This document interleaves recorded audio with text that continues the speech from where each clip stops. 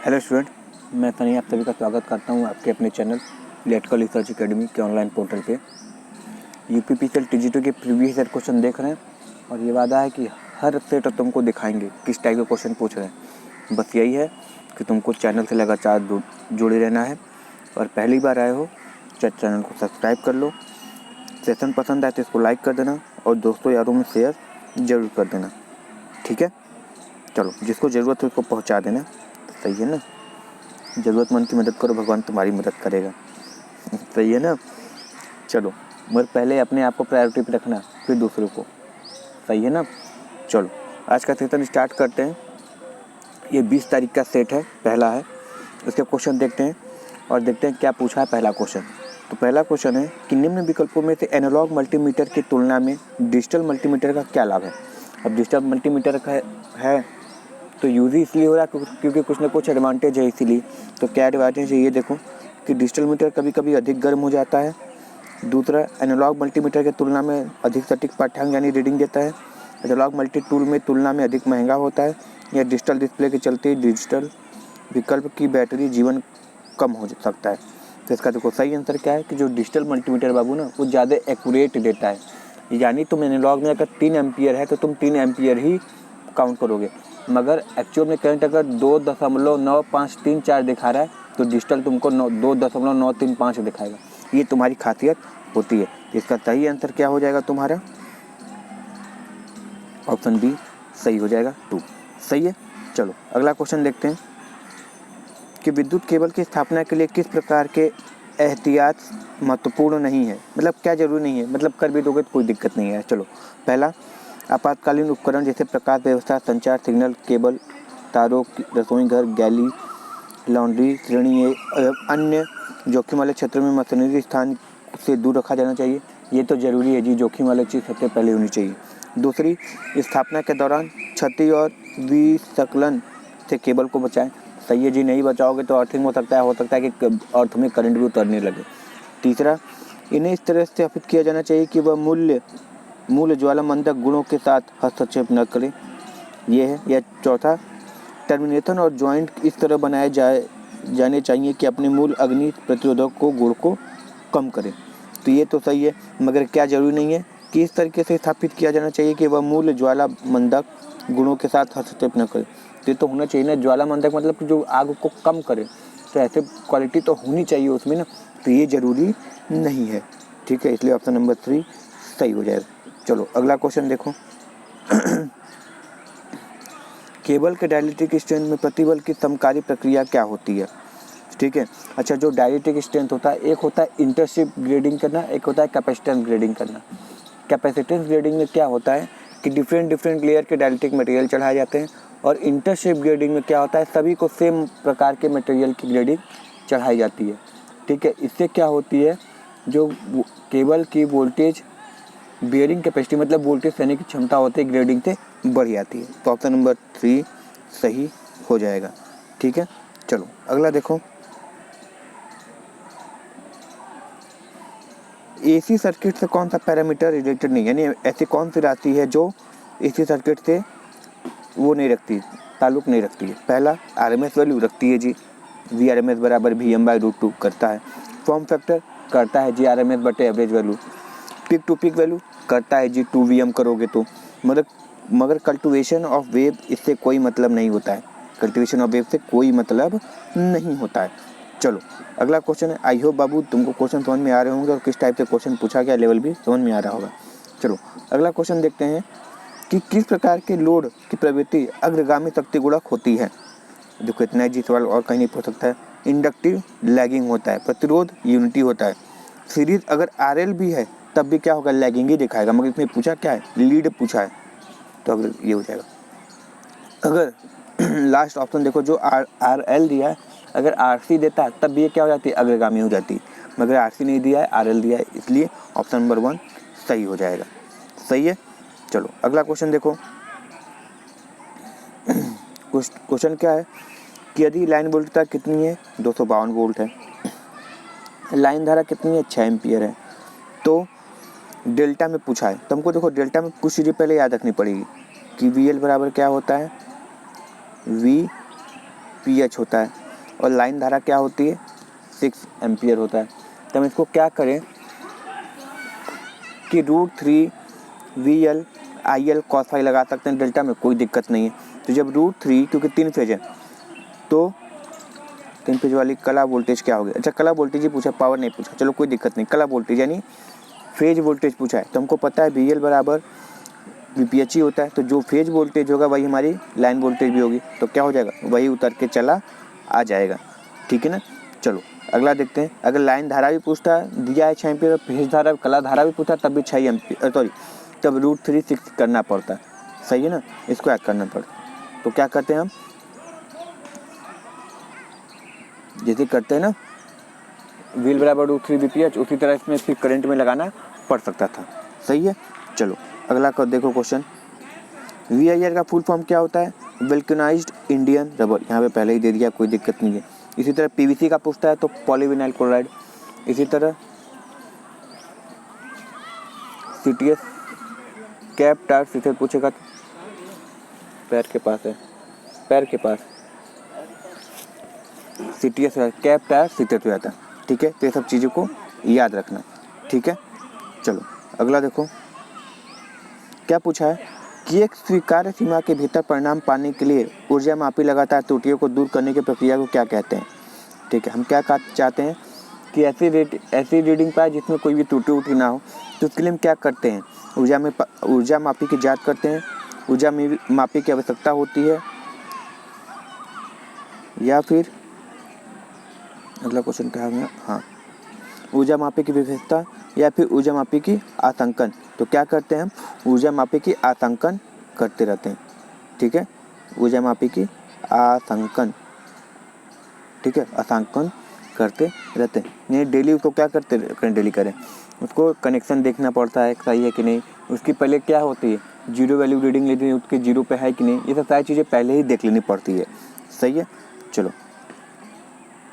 क्या पूछा है, एक 1800 मीटर लंबे तार का प्रतिरोध कितना है 90 ओम है, तो 300 का कितना हो जाएगा, यही पूछा है।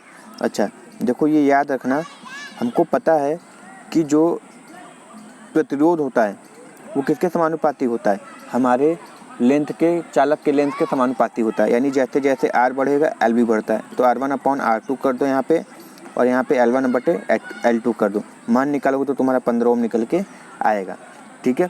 इसको याद रखना, बहुत ज़्यादा इंपॉर्टेंट क्वेश्चन है। मगर याद रखना अगर इंसुलेशन प्रतिरोध की बात करेगा तो लंबाई बढ़ने से घटने लगती है, तो जस्ट उल्टा हो जाता है विद्युत समानुपाती, सही है। चलो क्या बोला है कि डीसी जनरेटर की परिवर्ती हानि, ठीक है, परिवर्ती हानि मतलब कॉपर लॉस की बात किया है जिसको वेरिएबल लॉस बोलते हैं। दूसरा निहत हानि यानी कांस्टेंट लॉस जिसको हम लोग आयरन लॉस बोलते हैं, ठीक है। अगर ये दोनों बराबर हो जाते हैं तो उस समय क्या होता है, यानी हम सिंपल पूछ रहा है कि जब PC बराबर PI हो जाते हैं तो उस समय हमारी दक्षता क्या हो जाती है, अधिकतम हो जाती है। और इसी में नहीं, किसी भी मशीन की बात करो, अगर ये दोनों आपस में बराबर हो जाते हैं तो हमेशा दक्षता क्या होती है, उच्चतम होती है, सही है। चलो अगला क्वेश्चन देखो, ये क्या है, ये हमारा क्या है, टनल डायोड नहीं दिख रहा है, पिन डायोड नहीं दिख रहा है, PN जंक्शन नहीं। ये देखो यहाँ पे एक लेयर बनी हुई है ऊपर से, ठीक है, ऊपर से लेयर बनी हुई, ये दिख रहा होगा। ये जो लेयर है बाबू ना, यही लेयर इसको क्या होती है, एक तरीके से करंट बोल रहे हैं, लाइट को आसानी से अपने अंदर से पास होने देता है, ठीक है, जैसे पारदर्शी होता है, ट्रांसपेरेंट होता है, जिससे क्या होता है जैसे जैसे प्रकाश की तीव्रता यहाँ पे बढ़ती चली जाती है, प्रकाश की तीव्रता बढ़ती चली जाती है, उसी तरह इसका प्रतिरोध भी क्या होता है, घटता चला जाता है। इसलिए इसको फोटो डायोड बोलते हैं या फिर LDR यानी लाइट डिपेंडेंट रजिस्टर, ठीक है, प्रकाश के जस्ट विद्युत अनुपाती होता है इसका प्रतिरोध, ठीक है। तो यहाँ पे फोटो डायोड इसका सही आंसर हो जाएगा। इसको फिल्म बोलते हैं, फिल्म मतलब छोटी सी परत चढ़ाई रहती है, सही है। चलो अगला देखो, डीसी जनरेटर में स्प्लिट रिंग पूछा है जी, देखो याद रखना है, स्प्लिट रिंग पूछा है, स्लिप रिंग नहीं पूछा है। स्लिप रिंग पूछता है तो फॉस्फोर ब्रांच मान देते, हालांकि इसमें ऑप्शन नहीं है तो थोड़ा आसान हो जाता है। मगर स्प्लिट रिंग में क्या होता है, जब तुम कम्यूटेटर यूज़ करते हो बाबू ना, कम्यूटेटर वाले मटेरियल का ही हम स्प्लिट रिंग का प्रयोग करते हैं, जो कि ये भी वही काम करता है जो कम्यूटेटर करता है, यानी AC को DC में बदलने का काम करता है। तो स्लिप रिंग भी हार्ड ड्रॉन कॉपर का ही बना होता है, स्प्लिट रिंग।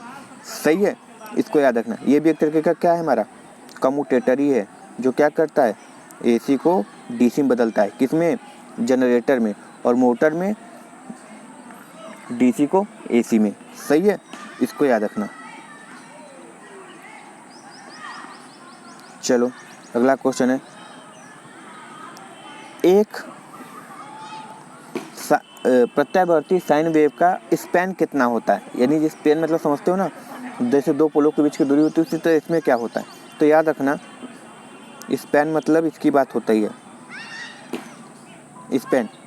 सही है, ये देखो क्या हो रहा है, इसके बाद जस्ट फिर वही साइकिल दोबारा रिपीट हो रही है, भले ही उल्टी दिशा में हो रही है, मगर जस्ट उसी के बाद रिपीट हो रही है।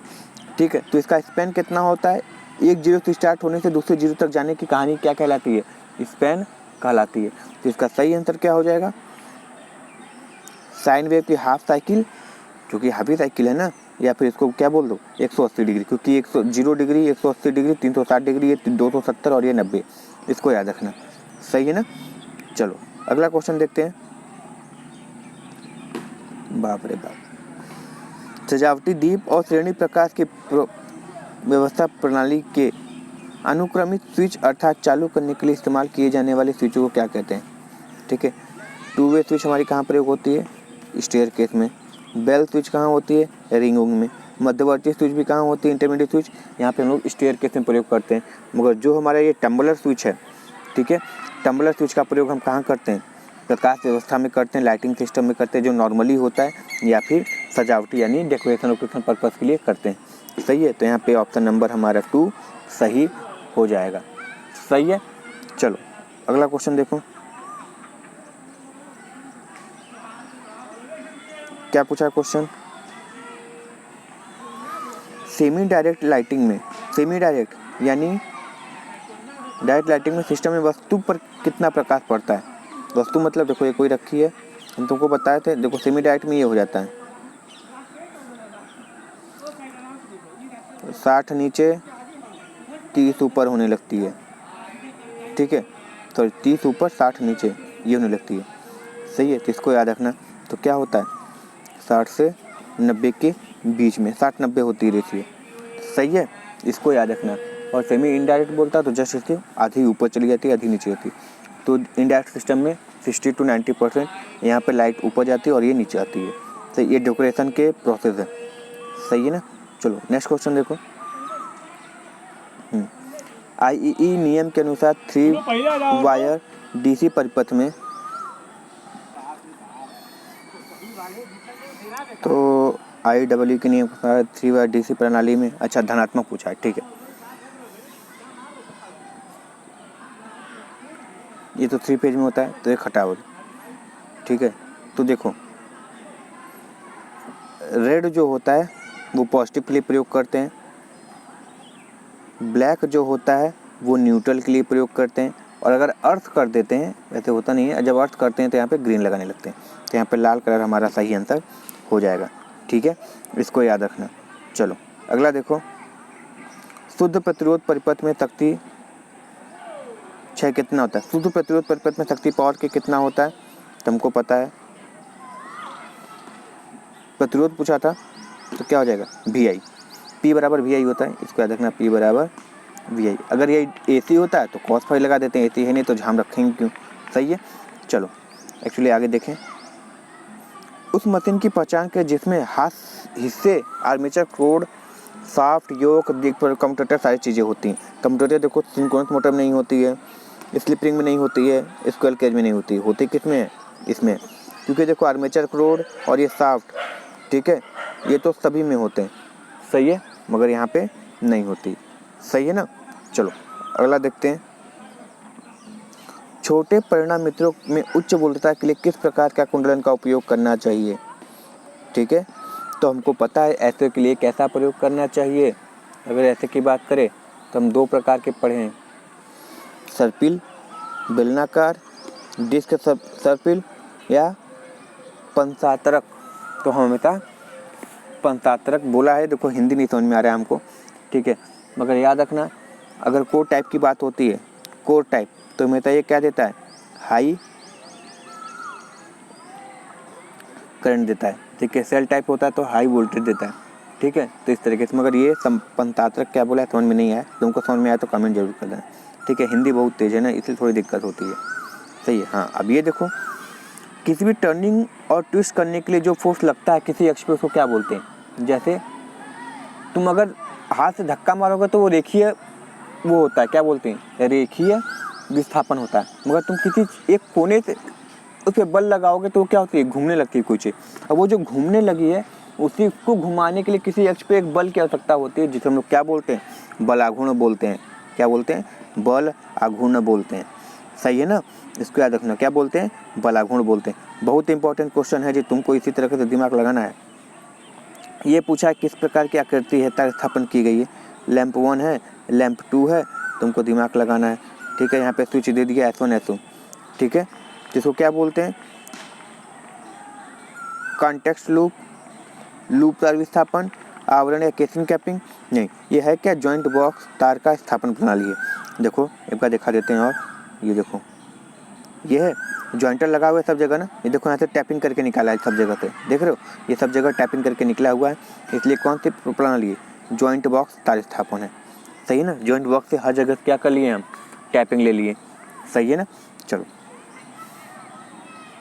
हाँ, which of the following is not an effect of a single phasing in a 3 phase induction. इनमें से कौन सा एग्जाम्पल या फिर इनमें से कौन सा एक गुण है, प्रभाव है, जो सिंगल फेज की तुलना में 3 फेज में नहीं हो सकती।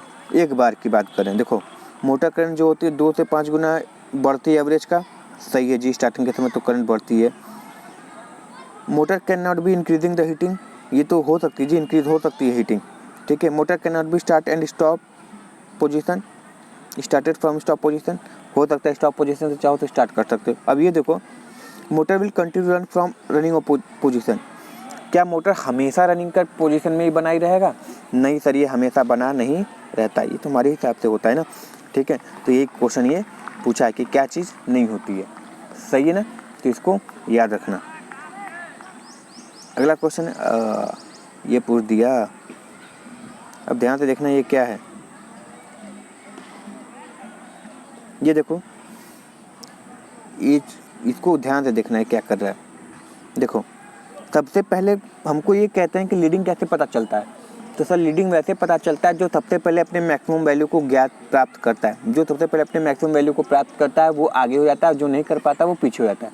अगर वोल्टेज पहले कर लेता है तो लैगिंग हो जाता है, और करंट आगे कर लेता है तो लीडिंग हो जाता है। अब ध्यान से देखो, ये मान लो एक तरीके से 90 डिग्री पे, ये 90 डिग्री है, ठीक है, क्योंकि 180 डिग्री, 90 डिग्री पे वोल्टेज अपने अधिकतम पे है, और यहाँ पे 90 डिग्री पे देखो, तो 90 डिग्री पे भी फिलहाल कहाँ पे, 0 पे। तो कौन आगे हुआ, सर वी आगे है, आई हमारी पीछे, यानी बोल सकते हैं वी लीड्स आई। तो यहाँ पे क्या हो जाएगा, लैगिंग पावर फैक्टर हो जाएगा। तो ग्राफ देख के बताना पड़ता है, सही है। चलो, बैकलाइट क्या है, तो बैकलाइट हमारा एक इंसुलेटर है, जो अधिकतर हम प्रेस रोज देखते हो, प्रेस रोज या फिर केटली उटली देखते हो, उस पर जो हैंडल बनी होती है अधिकतर वो बैकलाइट की ही बनी होती है, ठीक है, जिससे क्या हो, इलेक्ट्रिक शॉक न लगे, ठीक है। जो हमारे स्विचें ये सब होते हैं सारे बैकलाइट के अधिकतम बनी होती हैं, सही है। तो इसका सही आंसर हो जाएगा। चलो, आज का लास्ट क्वेश्चन देखो, आई होप समझ में आया होगा जी, आई होप समझ में आया होगा। तो क्वेश्चन ध्यान से देखना, ठीक है, और सेशन पे आए होगे तो लाइक शेयर और सब्सक्राइब जरूर कर देना। कौन सी डीसी मशीन विद्युत शक्ति को यांत्रिक शक्ति में परिवर्तित करती है। विद्युत शक्ति किसको देते हैं जी हम, इलेक्ट्रिक पावर किसको देते हैं, सर ये हम देते हैं मोटर को। फिर ये किसमें बदलता है जी, सॉफ्ट पे देता है क्या, पावर, जिसे पट्टा चढ़ाते हैं यानी यांत्रिक ऊर्जा को। तो क्या कह सकते हैं, सर यही कह सकते हैं कि गंगाधर ही शक्तिमान है, यानी सर आप जिसकी बात कर रहे हैं वो कुछ और नहीं, डीसी मोटर ही है, ठीक है। अब देखो यहाँ पे एसी तो मोटर भी है, मगर एसी क्यों नहीं बोले, क्योंकि ये बोला कि डीसी विद्युत सप्लाई देने की बात की है, और एसी मोटर को हम लोग एसी सप्लाई देते हैं, ठीक है। वो सिंगल फेज होकर 3 फेज बाद की बात है, मगर एसी नहीं देते हैं, ठीक है। डीसी मोटर में हम डीसी सप्लाई देते हैं, इसलिए ऐसी कहानी बनी है, ठीक है। तो आई होप ये समझ में आ गया होगा। तो चलो मिलते हैं नेक्स्ट वीडियो में, तब तक के लिए thank you very much and all the very best.